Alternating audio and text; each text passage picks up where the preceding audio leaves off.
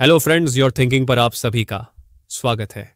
आज हम बात करने वाले हैं focus on what matters by Darius Foroux book के बारे में। हर सुबह सूरज की पहली किरण के साथ जब हम उठते हैं तो हमारे दिमाग में बहुत सारी चीजें घूम रही होती हैं। आज का काम लोगों की एक्सपेक्टेशंस, सोशल मीडिया पर क्या पोस्ट किया जाए, किसका रिप्लाई करना है, ऑफिस में क्या होगा, घर के लोग क्या सोचेंगे, ये सब मिलकर एक ऐसा मेंटल प्रेशर बना देते हैं जो हमारे पूरे दिन का मूड बिगाड़ सकता है। लेकिन अगर हम एक चीज समझ लें तो हमारी जिंदगी थोड़ी आसान हो सकती है, और वह चीज है डिकोटमी ऑफ कंट्रोल। यानी कि क्या चीज हमारे कंट्रोल में है और क्या नहीं। स्टोइक फिलॉसफी, जो कि बहुत पुराने जमाने के सोचने का तरीका है, यही सिखाती है कि पीस और हैप्पीनेस तब पॉसिबल होती है जब हम सिर्फ उन चीजों पर ध्यान न देते हैं जो हमारे कंट्रोल में है, बाकी सब चीजों को लेट गो करना सीखते हैं। इस कॉन्सेप्ट को समझाने के लिए डेरियस फोरू ने अपनी किताब की शुरुआत ही इसी थॉट से की है। उन्होंने इसे बहुत ही मॉडर्न और रिलेटेबल एग्जाम्पल से समझाया है जो आज के हर इंसान को कनेक्ट करता है।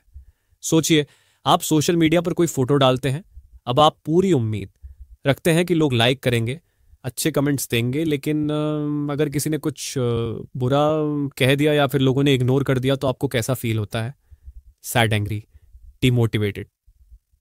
लेकिन थोड़ा रुकिए और सोचिए, क्या दूसरों की रिएक्शन आपके कंट्रोल में है? नहीं ना। आपके कंट्रोल में सिर्फ ये था कि आपने क्या फोटो डाली, किस इंटेंशन से डाली, और आप खुद उसके बारे में क्या सोचते हैं। बाकी सब लोगों की सोच, उनका टाइम, उनकी फीलिंग्स, ये सब एक्सटर्नल है। और जब हम इन चीजों से अपने पीस को जोड़ देते हैं तो हम अपनी खुशी खुद ही दूसरों के हाथों में दे देते हैं।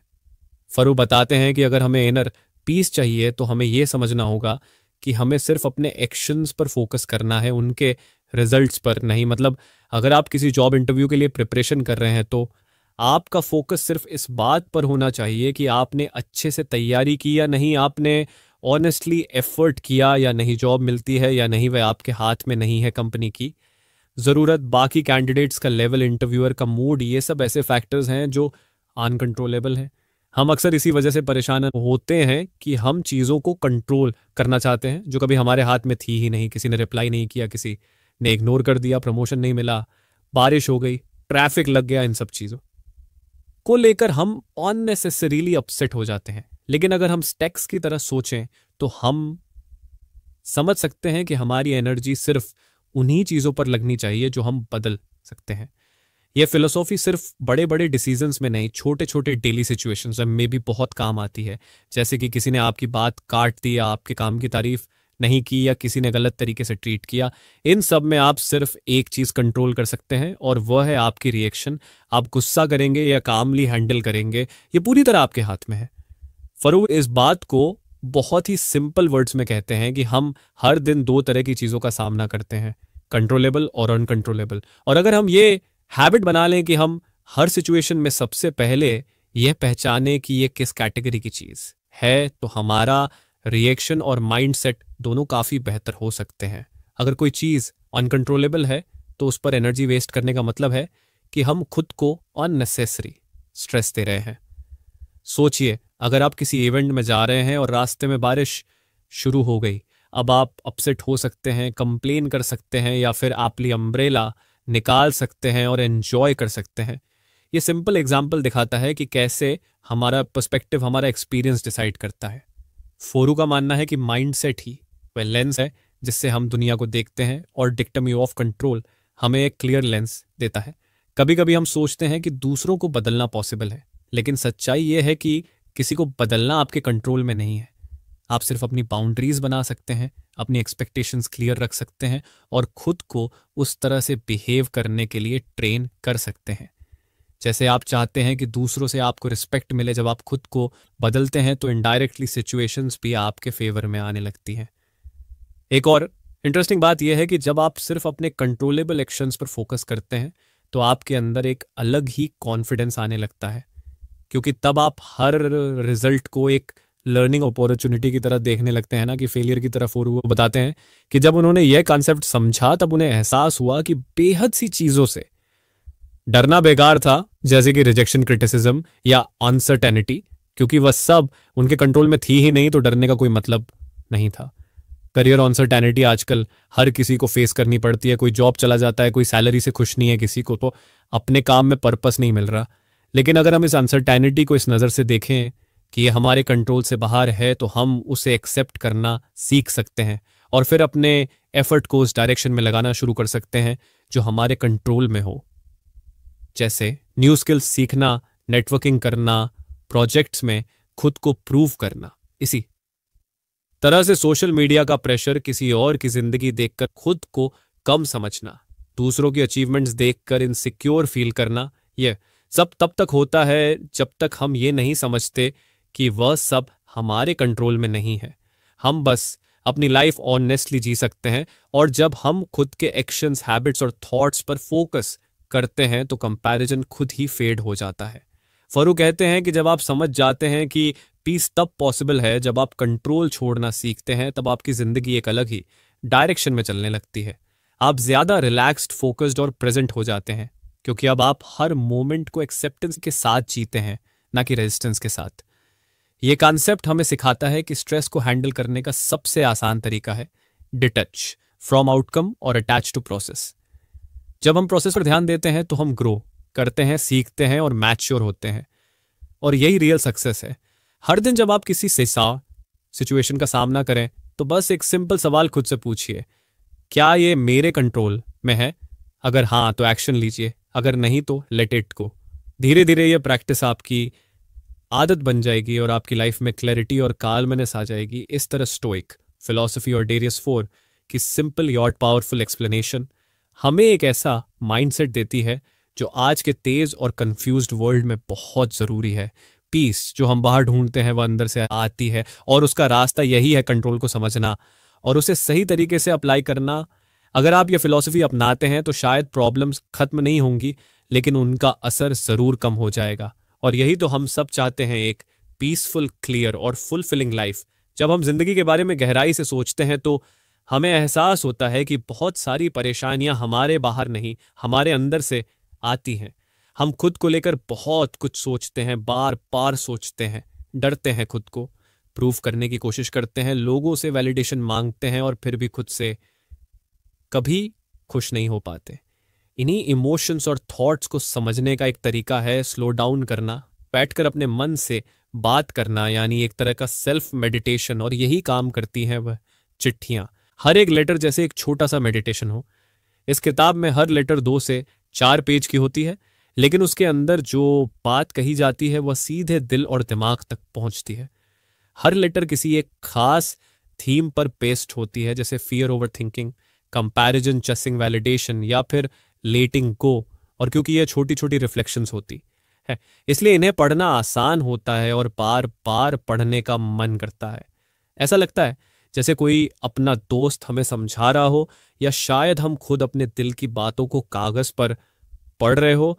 हर लेटर एक सवाल उठाती है और फिर धीरे धीरे उस सवाल का जवाब ढूंढती है, लेकिन वह जवाब हमें खुद के अंदर ही मिलता है। जैसे कि एक लेटर में फियर की बात होती है। हम सभी किसी ना किसी डर से जूझ रहे होते हैं, कभी फेलियर का डर, कभी रिजेक्शन का, कभी अकेले रह जाने का। लेकिन इस लेटर में बताया गया है कि डर को अवॉइड करने से ज्यादा इंपॉर्टेंट है उसको समझना और उसका सामना करना। ये डर हमें कुछ सिखाने आया है, ना कि हमें रोकने। जब हम डर के साथ बैठते हैं, उसे पूछते हैं कि तू मुझे क्या दिखाना चाहता है, तो हमें क्लैरिटी मिलने लगती है। फिर एक दूसरी लेटर में ओवर थिंकिंग की बात होती है। यह बहुत रिलेटेबल है, क्योंकि हम सब किसी ना किसी बात को बार बार सोचते हैं। किसी ने कुछ कह दिया, कोई सिचुएशन वैसी नहीं रही जैसी हमने सोची थी, या फिर हम फ्यूचर को लेकर एशियस हो जाते हैं। यह लेटर हमें सिखाती है कि सोचते रहना सॉल्यूशन नहीं लाता, बल्कि और कंफ्यूजन क्रिएट करता है। जब हम ओवर थिंकिंग में फंस जाते हैं तो हम प्रेजेंट मोमेंट से डिस्कनेक्टेड हो जाते हैं। ये लेटर हमें ग्राउंडेड होने का तरीका जो सिखाती है, ब्रीथ करो, पॉज करो और ट्रस्ट करो कि जो होना है वह होगा। हर चीज को बार बार एनालाइज करने की जरूरत नहीं होती। एक और पावरफुल लेटर होती है वैलिडेशन के बारे में। हम सब किसी ना किसी तरह से लोगों से अप्रूवल चाहते हैं, चाहे वह सोशल मीडिया पर लाइक्स हो या रियल लाइफ में तारीफें। हम अपनी वर्थ को दूसरों के रिएक्शन से मेजर करने लगते हैं। लेकिन ये लेटर एक जेंटल रिमाइंडर देती है कि हमारी वैल्यू पहले से है, हमें उसे साबित करने की जरूरत नहीं है।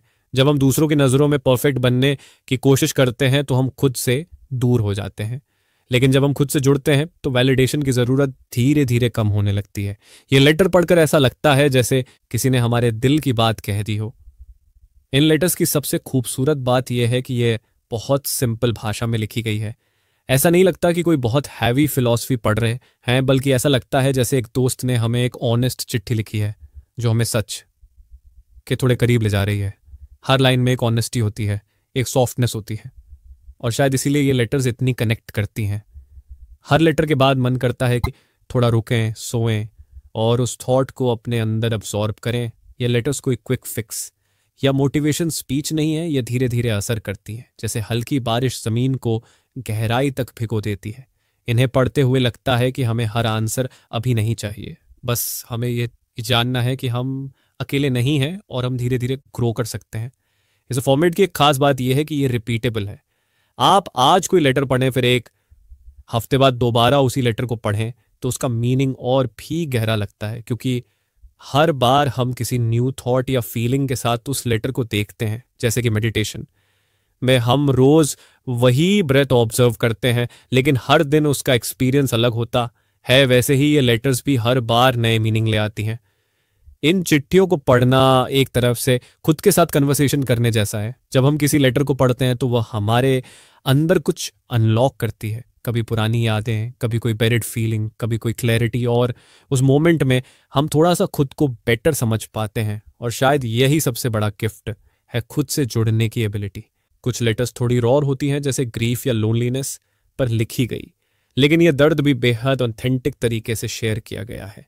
ऐसा नहीं लगता कि हमें बस स्ट्रॉन्ग बनो या पॉजिटिव सोचो कहा जा रहा है, बल्कि ये लेटर्स हमें एलवे करती हैं कि हम अपने इमोशंस को एक्सेप्ट करें, उनके साथ बैठे और धीरे धीरे हीलिंग की तरफ बढ़ें। इन लेटर्स को किसी भी ऑर्डर में पढ़ा जा सकता है, कोई रूल नहीं है कि किसे पहले पढ़ना है। जिस दिन जैसा फील हो रहा है वैसी लेटर उठा लो। ये फ्रीडम भी बहुत सूदिंग लगती है, क्योंकि ये हमें याद दिलाती है कि हीलिंग और ग्रोथ लीनियर नहीं होते। कभी कभी हमें पीछे जाना पड़ता है ताकि आगे बढ़ने की स्ट्रेंथ मिले। हर लेटर एक जेंटल पॉज है, ये हमें तेज दुनिया की भाग दौड़ से थोड़ा ब्रेक देती है। ये सिखाती है कि हर आंसर जल्दबाजी में नहीं मिलता, कभी कभी बस बैठकर सुनना होता है अपने मन की आवाज को, अपने दिल की विस्पर्स को। और इन लेटर्स में वो शांत आवाज मिलती है जो कहती है it's okay, you are doing fine, just breathe. इस किताब की सबसे बड़ी खूबी यही है कि यह आपको बेहतर बनने की जरूरत नहीं बताती, बल्कि यह आपको याद दिलाती है कि आप जैसे हो वैसे ही बहुत इनफ हो। इसमें कोई परफॉर्मेंस नहीं है, कोई जजमेंट नहीं है, सिर्फ एक्सेप्टेंस है। और शायद आज की दुनिया में यह सबसे ज्यादा जरूरी है। हर लेटर एक गिफ्ट है, माइंड के लिए, हार्ट के लिए और सोल के लिए।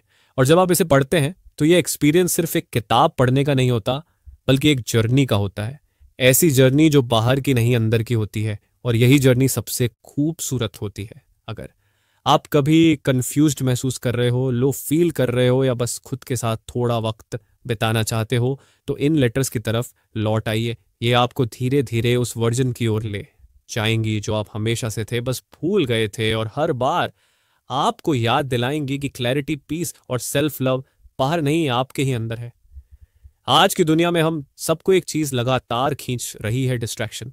हर तरफ से नोटिफिकेशंस आ रही हैं, हर पल कुछ ना कुछ नया दिख रहा है, और हमारा माइंड एक जगह टिक ही नहीं पाता। हम कुछ करने बैठते हैं और कुछ ही मिनट में फोन उठाते हैं, स्क्रॉल करते हैं, फिर भूल जाते हैं कि असल में करना क्या था। यही है वह डिजिटल नॉइजेस जिसके बारे में डेरियस फरो बात करते हैं। उनके मुताबिक ये नॉइज बस आवाज नहीं है, ये हमारी क्लैरिटी, फोकस और अल्टीमेटली हमारी जिंदगी को क्वाइटली खा रही है।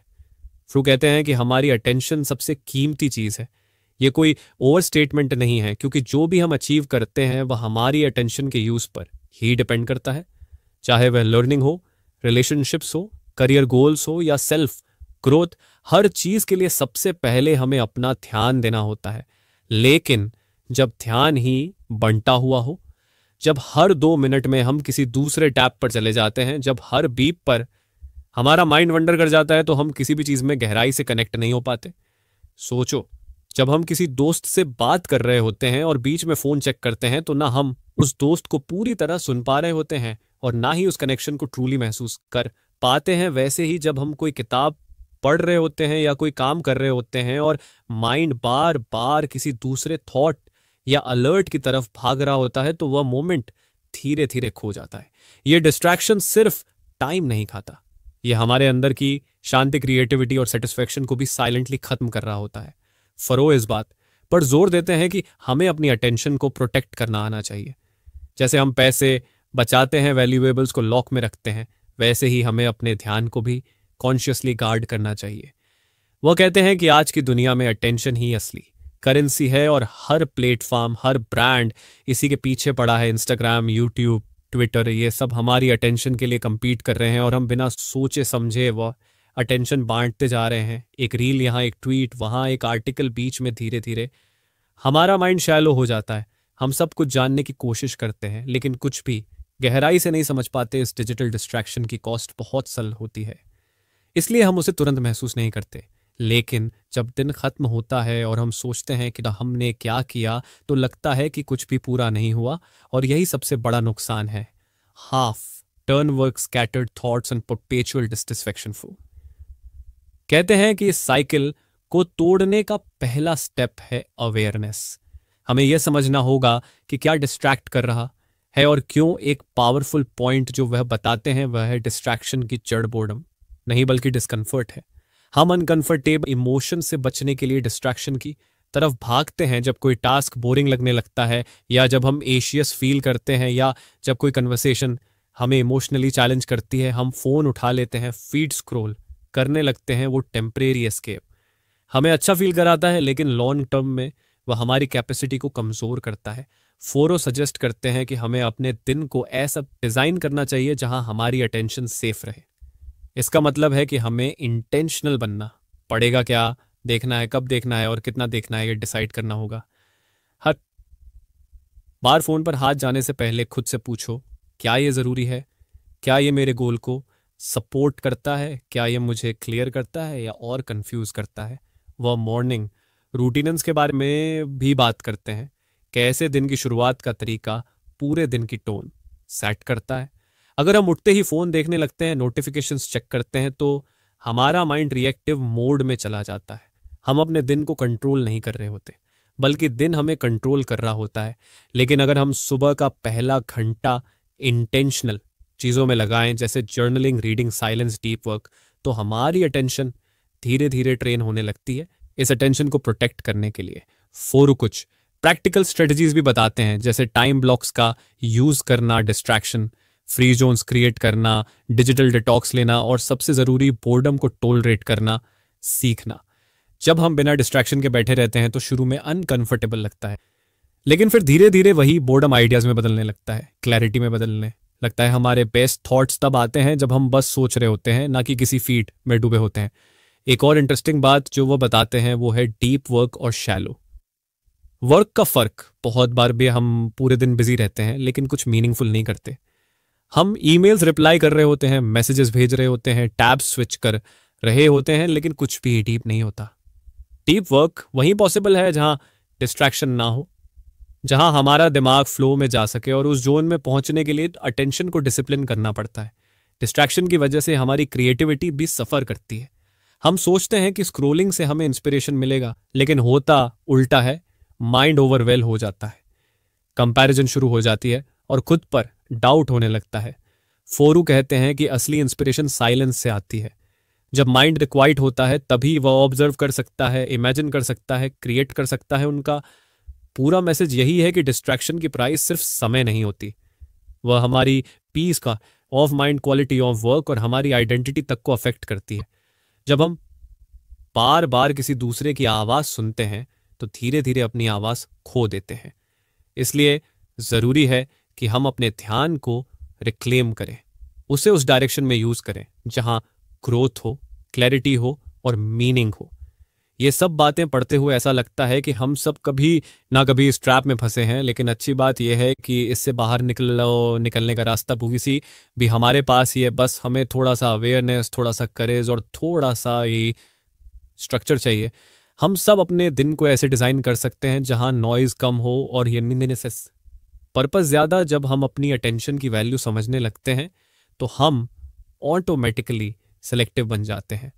हम हर चीज़ कोएंस देना बंद कर देते हैं और उन्हीं चीज़ों को चुनते हैं जो हमारे लिए रियल में मैटर करती हैं। और यही ध्यान से जीने की शुरुआत होती है। फरू हमें डराते नहीं हैं, वो इंस्पायर करते हैं। उनका अंदाज ऐसा होता है जैसे कोई दोस्त धीरे से कह रहा हो, तू कैपेबल है, बस थोड़ा कॉन्शियस हो जा। और शायद यही बात हमें अंदर तक छूती है। वह हमें सिखाते हैं कि आज की दुनिया में जैसे अटेंशन को बचा लेना ही सबसे बड़ी अचीवमेंट है। तो अगली बार जब हम बेवजह फ़ोन उठाएं तो बस एक पॉज लें, खुद से पूछें, क्या मैं अपना सबसे कीमती एसेट किसी और को दे रहा हूं? अगर आंसर हाँ है तो चॉइस हमारे पास है उसे वापस लेने की, उसे सही जगह इन्वेस्ट करने की और डिस्ट्रैक्शन के शोर में भी अपनी क्लैरिटी को बचाए रखने की। यही फोर का सच्चा मैसेज है। अटेंशन को बचाओ, क्योंकि यही तुम्हारा असली पावर है। कई बार हम रात को लेट कर सोचते हैं, काश उस वक्त ये किया होता, काश उस बात को सीरियस लिया होता, काश उस इंसान से खुलकर बात की होती। ऐसे काश ही तो असली रिग्रेट होते हैं। डेरियस फोरू इस इमोशन को बड़ी सादगी और सच्चाई से समझाते हैं। उनके मुताबिक रिग्रेट सिर्फ इसलिए नहीं आता कि हमसे कोई गलती हो गई, बल्कि इसलिए आता है क्योंकि हमारे एक्शंस हमारे वैल्यूज मैच नहीं करते। जब हम ऐसा कुछ कर बैठते हैं जो हमारे दिल के सच से अलग होता है, तब रिग्रेट धीरे धीरे अंदर पनपता है। हम सब ने कभी ना कभी ये फील किया है कि हम कुछ ऐसा कर रहे हैं जो दिल से ठीक नहीं लगता, लेकिन हम करते हैं क्योंकि सब कर रहे हैं या यही करना चाहिए। ये छोटी छोटी मिसमैचेस ही बाद में बड़े रिग्रेट में बदल जाती हैं। फिर यही कहते हैं, रिग्रेट को अवॉइड करने का तरीका ये नहीं है कि हम परफेक्ट बन जाए, बल्कि यह है कि हम खुद से बार बार पूछते रहें, क्या मैं वही कर रहा हूं जो मेरे लिए सच में इंपॉर्टेंट है? यह सवाल छोटा सा लगता है, लेकिन इसका असर बहुत गहरा होता है। इमेजिन करो, अगर हर दिन हर डिसीजन से पहले हम खुद से ये पूछें कि क्या ये मेरे लाइफ के पर्पस से अलाइंड है, तो शायद हम बहुत सारे गलत स्टेप्स बचा सकते हैं। अक्सर हम ऑटो पायलट पर जीते हैं, same routine, same job, same complaints, बिना ये सोचे कि क्या ये सच में वही चीज़ें हैं जो हमें फुलफिल करती हैं। फरू यही पैटर्न तोड़ने को कहते हैं। वो बताते हैं कि रिग्रेट सिर्फ पास्ट का पछतावा नहीं है, ये एक सिग्नल है। जब हमें किसी चॉइस पर रिग्रेट होता है तो वह हमारे अंदर के किसी इग्नोर्ड ट्रुथ की तरफ इशारा कर रहा होता है। जैसे अगर किसी जॉब को लेकर रिग्रेट हो तो शायद वह जॉब हमारे पैशन या वैल्यूज से मेल नहीं खा रही थी। अगर किसी रिलेशनशिप को लेकर पछतावा हो तो शायद हमने अपने इमोशंस को ऑनेस्टली एक्सप्रेस नहीं किया था। रिग्रेट एक फीडबैक है, एक मिरर जो दिखाता है कि हमने कहां खुद से समझौता किया।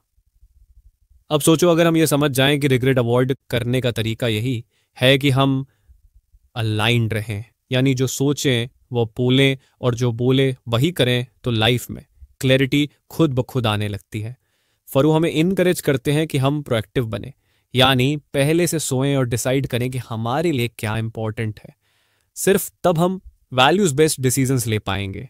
वैल्यूज का मतलब सिर्फ बड़े बड़े वर्ड्स नहीं है, ऑनेस्टी, काइंडनेस, ग्रोथ कर्ज, बल्कि वह चीज़ें हैं जो हमारी ज़िंदगी को मीनिंग देती हैं। फरू कहते हैं कि अगर हम खुद के लिए क्लियर नहीं है कि हमारे वैल्यूज़ क्या है, तो हम दूसरों के स्टैंडर्ड्स पर जीने लगते हैं, और जब दूसरों के हिसाब से डिसीजंस लेते हैं तो रिग्रेट ऑलमोस्ट गारंटीड होता है। एक इंटरेस्टिंग बात यह भी है कि कई बार रिग्रेट इमीडिएट नहीं आता। आज हम किसी चीज़ को कॉम्प्रोमाइज़ करते हैं और लगता है चलो कोई बात नहीं, लेकिन जैसे जैसे टाइम बीतता है वही छोटी चीज़ भारी लगने लगती है। ईयर्स लेटर हम रियलाइज करते हैं कि हमने अपने ड्रीम्स को इग्नोर किया, अपनी आवाज़ को दबाया, अपनी प्रायोरिटीज़ को पोस्टपोन किया। फोरू कहते हैं कि फ्यूचर रिग्रेट से बचने का एक ही तरीका है, प्रेजेंट में कॉन्शियस चॉइसेस लेना। उनका फोकस इस बात पर भी है कि हमें अपने इमोशंस को जज नहीं करना चाहिए, रिग्रेट को भी हमें उन्हें एक्सेप्ट करना चाहिए, समझना चाहिए। वह कहते हैं कि रिग्रेट को गिल्ट में बदलना ज़रूरी नहीं है, इंस्टेड उसे एक गाइड की तरह देखो जो तुम्हें बताता है कि तुम्हें अब क्या बदलना है। यह शिफ्ट बहुत पावरफुल होता है जब हम रिग्रेट को सेल्फ ब्लेम की जगह सेल्फ ग्रोथ के लिए यूज़ करते हैं। एक और लेयर जो फोर इस डिस्कशन में जोड़ते हैं वह है टाइम कीयंस। टाइम वह रिसोर्स है जो सबसे जल्दी खत्म होता है, और रिग्रेट का सबसे बड़ा कारण यही होता है कि हम सोचते हैं मेरे पास और टाइम होता तो मैं, लेकिन सच ये है कि टाइम हमेशा लिमिटेड रहेगा। इसलिए हमें आज ही एक क्लैरिटी चाहिए कि हम अपना समय कहाँ इन्वेस्ट कर रहे हैं, क्या वो काम जो हम रोज़ कर रहे हैं वो हमें हमारे फ्यूचर सेल्फ को प्राउड फील कराएगा। यहाँ पर फोरू बार बार ये अर्ज करते हैं कि अपने एक्शंस को कॉन्शियसली ऑब्जर्व करो। क्या हम अपने लाइफ डिसीजंस अपने डर से ड्रिवन होकर ले पा रहे हैं या अपनी वैल्यूज से? क्या हम वैलिडेशन के लिए किसी और की लाइफ जी रहे हैं या अपनी सच्ची इच्छाओं को फॉलो कर रहे हैं? जब हम खुद से ये सवाल पूछते हैं तो धीरे धीरे हमारी चॉइसेस क्लियर होने लगती हैं। अब ये मत समझो कि फोरू किसी आइडियलिस्टिक वर्ल्ड की बात कर रहे हैं जहां कोई प्रॉब्लम नहीं होती। वो खुद कहते हैं कि रियल वर्ल्ड में कभी कभी हमें कॉम्प्रोमाइज करना ही पड़ता है, लेकिन यह समझना जरूरी है कि वो कॉम्प्रोमाइज हमारे किस वैल्यू से कॉन्फ्लिक्ट करता है। अगर हमें समझ है तो रिग्रेट नहीं होता, क्योंकि हमने कॉन्शियस डिसीजन लिया होता है। कई बार हम सोचते हैं कि रिग्रेट से बचना है तो बस रिस्क मत लो, लेकिन फोर इसे गलत मानते हैं।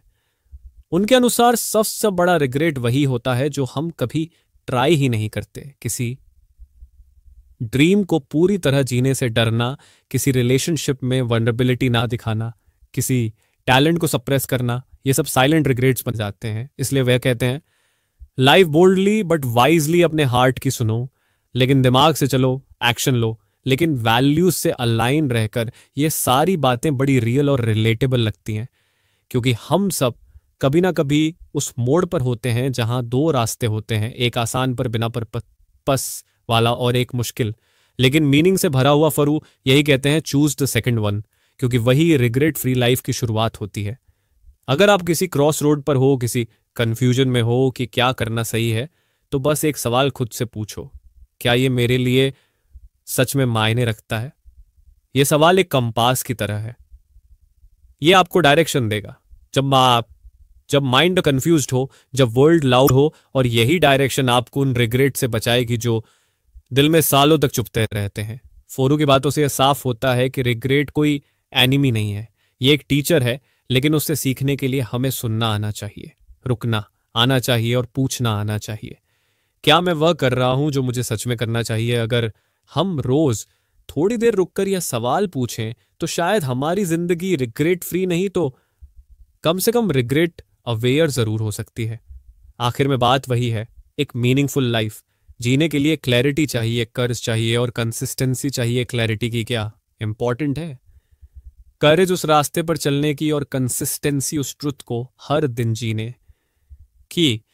और जब ये तीनों मिल जाते हैं तो रिग्रेट की जगह सेटिस्फेक्शन, गिल्ट की जगह ग्रोथ और कंफ्यूजन की जगह पर्पस आ जाता है। यही तो असली विन है, यही फोरू का मैसेज है।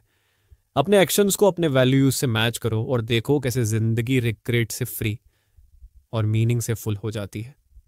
डर एक ऐसा वर्ड जो सुनते ही दिल थोड़ा सिमट जाता है।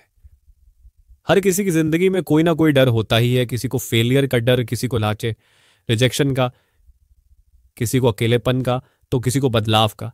लेकिन डरियस फोरू इस डर को कुछ अलग नजर से देखने को कहते हैं।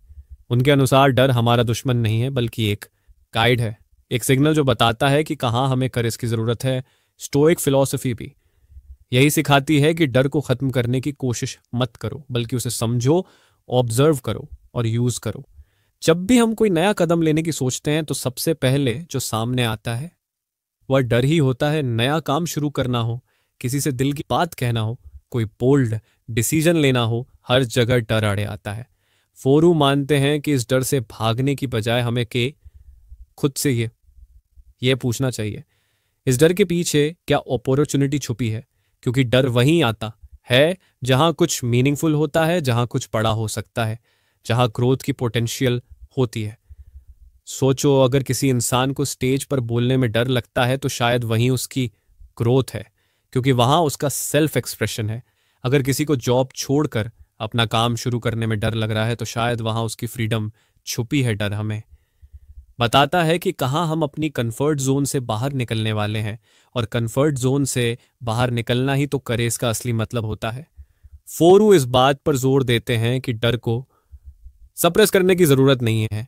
स्टोइसिज्म का नजरिया यह नहीं है कि मैं फियरलेस बन जाऊं, बल्कि यह है कि मैं डर को फेस करूं और फिर भी सही काम करूं। स्टाइक्स मानते हैं कि फियर एक नेचुरल इमोशन है, यह हमें अलर्ट करता है, प्रिपेयर करता है, लेकिन यह हमें रोकना नहीं चाहिए। बल्कि जब डर आता है तो वो एक सिग्नल है कि अभी हमें थोड़ी एक्स्ट्रा स्ट्रेंथ, थोड़ी एक्स्ट्रा क्लैरिटी और थोड़ी एक्स्ट्रा फेथ की ज़रूरत है। कई बार हम डर को ओवरथिंक करके बहुत बड़ा बना देते हैं और हम खुद को फ्यूचर के ऐसे सिनेरियोज दिखाने लगते हैं जो अभी एग्जिस्ट भी नहीं करते।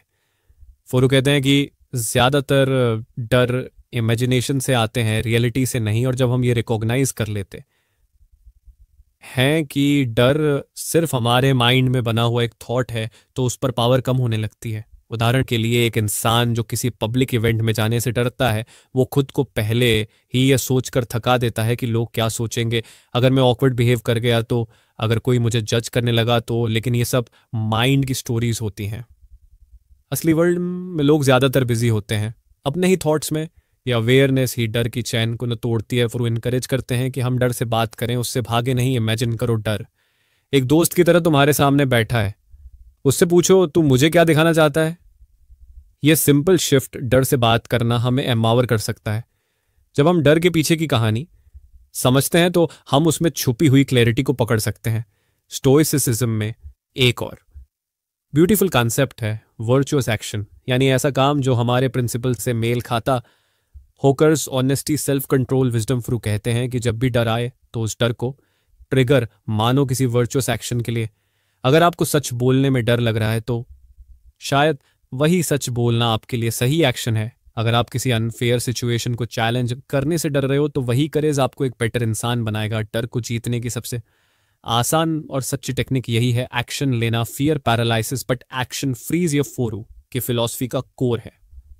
वो कहते हैं कि हम जितना डिले करते हैं डर उतना स्ट्रांग होता जाता है, लेकिन जैसे ही हम एक छोटा स्टेप भी लेते हैं डर की पकड़ थोड़ी लूजन हो जाती है। और यही छोटे स्टेप्स हमें लॉन्ग रन में फियरलेस नहीं बल्कि कर्जफुल बनाते हैं। ये फर्क समझना जरूरी है।